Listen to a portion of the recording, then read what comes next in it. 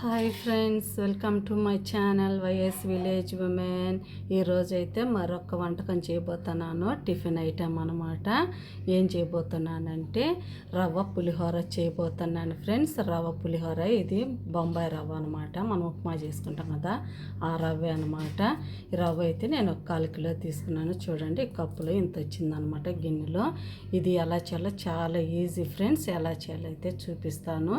చూడండి, దానికైతే కొన్ని జీడిపప్పులు తీసుకున్నాను, కొన్ని పచ్చిమిరపకాయలు, 2 ఎండుమిరపకాయలు, ఒక పెద్ద ఎర్రగడ్డ అయితే కట్ చేసి పెట్టుకున్నాను, కొద్దిగా పల్లీలు తీసుకున్నాను, కొద్దిగా పోపు దినుసులు తీసుకున్నాను అనమాట. ఆవాలు, జీలకర్ర, పచ్చెనగపప్పు, మినప్పప్పు.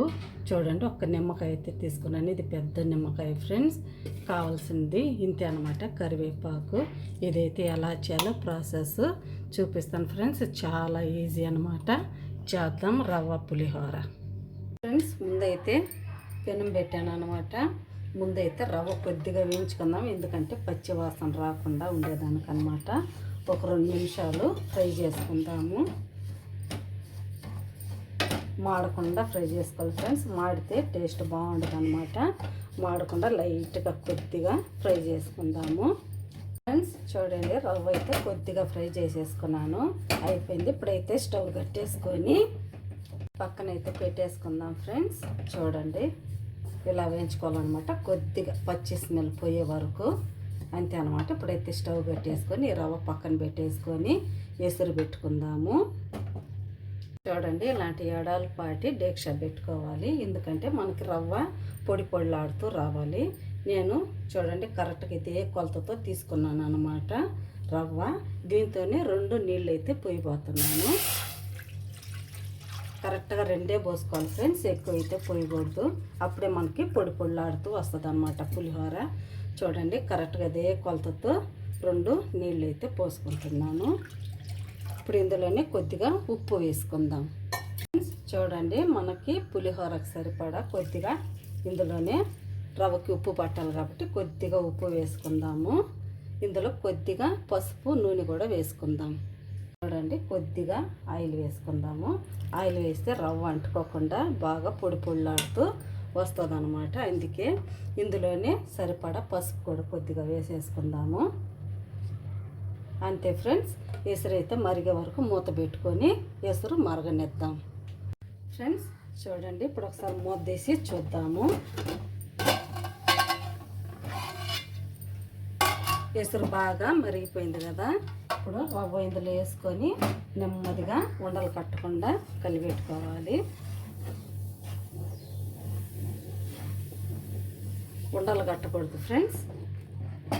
చూడండి, ఇలా నెమ్మదిగా సిమ్లో పెట్టుకొని ఉడికించుకోవాలి రవ్వని. చూడండి ఫ్రెండ్స్, కరెక్ట్గా ఎలా సరిపోయిందో ఇలా పొడి పొడిలాడుతూ ఉంటుంది వస్తుంది అనమాట. ఇలా ఉడికించుకొని ఆయిల్ వేసాం కదా, అంటుకోకుండా బాగా వస్తుంది. కరెక్ట్గా నీళ్ళు ఒక రవ్వకి 2 నీళ్ళు పోయాలి ఫ్రెండ్స్. చూడండి, ఇలా ఉడికిపోయింది కదా. ఇప్పుడైతే మనం స్టవ్ ఆపేసుకొని పక్కన పెట్టుకొని కాస్త చల్లారనిద్దాము. ఇప్పుడైతే చల్లారిన తర్వాత మనము పోపు వేసుకోవాలి. ఇప్పుడు చూడండి, ఉడికిపోయింది కదా. ఇప్పుడైతే ఆపేసుకొని పక్కన పెట్టేసుకుందాం ఫ్రెండ్స్. ఇప్పుడైతే రవ్వ పక్కన పెట్టేశాను కదా. ఇప్పుడు ఇంకొక పెనం పెట్టాను అనమాట. ఇందులో పులిహోర చేయబోతున్నాను నేను. ఇప్పుడైతే మనం పులిహోరకు సరిపడా ఆయిల్ వేసుకుందాము. ఒక 2 స్పూన్లు ఆయిల్ వేసాను ఫ్రెండ్స్. ఇప్పుడైతే ఆయిల్ అయితే వేడెక్కనిద్దాం. ఆయిల్ అయితే వేడెక్కింది ఫ్రెండ్స్. ఇప్పుడు ఇందులో మనం ఆవాలు, జీలకర్ర, పోపు దినుసులు ఉన్నాయి కదా, పచ్చిశనగపప్పు, మినప్పప్పు ఇందులో వేసేసుకుందాము. ఇప్పుడు ఇందులో మనం పల్లీలు కూడా వేసుకుందాము. చూడండి, ఇవి కూడా ఇందులో వేసుకొని ఫ్రై చేసుకుందాము. ఇందులోనే కొద్దిగా జీడిపప్పులు కూడా వేసుకుందాం ఫ్రెండ్స్. 2 ఎండుమిర్చి కూడా వేసుకుందాము. కొద్దిగా బాగా ఫ్రై చేసుకుందాము ఈ పప్పులన్నీ. ఇవి కూడా ఫ్రై అయిపోయాయి మనం వేసిన పోపులన్నీ. ఇప్పుడు ఇందులోనే ఎర్రగడ్డలు, పచ్చిమిరపకాయలు వేసేసుకుందాము ఫ్రెండ్స్. కరివేపాకు వేసుకుందాము. అన్నీ బాగా బ్రౌన్గా ఫ్రై చేసుకోవాలి. చాలా బాగుంటుంది ఫ్రెండ్స్. పిల్లలకి టిఫిన్లో కూడా పంపించుకోవచ్చు బాక్సులకి. ఒకేలాగా ఉప్మాలో కొంతమంది అయితే తినలేరు కదా, ఇలా కనుక పులిహోర లాగా చేస్తే చాలా ఇష్టంగా తింటారు ఫ్రెండ్స్. పిల్లలు కానీ పెద్దలు కానీ ఎవరైనా తినవచ్చు. చాలా బాగుంటుంది, చాలా ఈజీ కూడా అన్నమాట. ఇలా బాగా అన్నీ ఫ్రై చేసుకోవాలి. ఎర్రగడ్డ కూడా కొద్దిగా బ్రౌన్గా వచ్చే వరకు ఫ్రై చేసుకుందాము.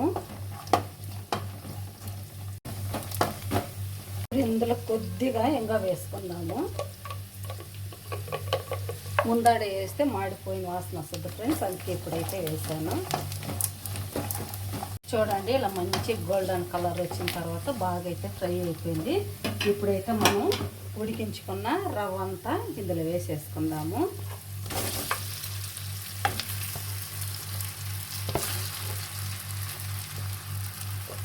అంతా ఇలా వేసేసుకొని ఇప్పుడైతే బాగా ఇలా కలిపేసుకున్నాం ఫ్రెండ్స్.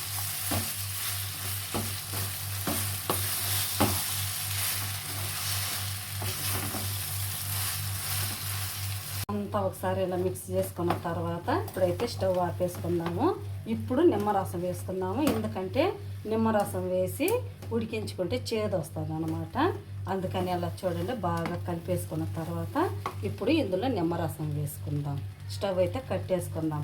పోపులు అయితే అంతా బాగా ఇలా కలిపేసుకున్న తర్వాత ఆపేసుకొని స్టవ్ తర్వాత మనం ఇందులో నిమ్మరసం వేసుకోవాలి ఫ్రెండ్స్. అయిపోయింది. ఇప్పుడైతే ఇందులో నిమ్మరసం వేసి కలిపేసుకుందాం. పులుపుకి సరిపడా వేసుకోవాలి ఫ్రెండ్స్. చూడండి నేనైతే పెద్ద నిమ్మకాయ తీసుకున్నాను కదా, ఇప్పుడైతే నిమ్మకాయని ఇలా పిండేసుకుంటున్నాను. ఇప్పుడే ఉప్పు అయి చూసుకొని కావాలంటే కొద్దిగా సాల్ట్ కూడా వేసుకోవచ్చు ఫ్రెండ్స్. ఇప్పుడైతే నిమ్మకాయ వేసాం కదా, అంత ఒకసారి మళ్ళీ బాగా కలిపేసుకుందాము.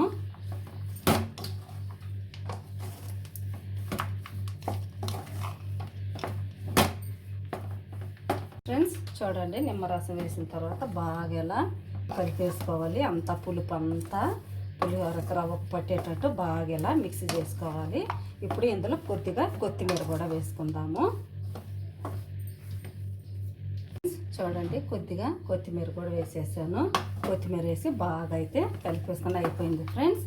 రవ్వ పులిహోర అంతే. ప్లేట్లోకి అయితే వేసేసుకొని తినేసేసి అనమాట. చట్నీ కానీ ఏదన్నా ఊరగాయలు కానీ వేసుకొని తిన్నా చాలా బాగుంటుంది. ఒత్తిడైనా తినేయచ్చు ఫ్రెండ్స్, చాలా బాగుంటుంది అనమాట. ఇప్పుడైతే మనం తీసేసుకుందాము. రండి ఫ్రెండ్స్, రవ్వ పులిహోర అయితే అయిపోయింది. ఎంత బాగా పొడి పొడిలాడుతూ ఎంత బాగా వచ్చిందో మీకు నచ్చిందని అనుకుంటున్నాను ఫ్రెండ్స్. ప్లీజ్ నచ్చితే ఈ ఛానల్ని సబ్స్క్రైబ్ చేయండి, సపోర్ట్ చేయండి, ఇతరులకు షేర్ చేయండి. బాయ్. మళ్ళీ ఇంకొక వీడియోలో అయితే కలుద్దాం.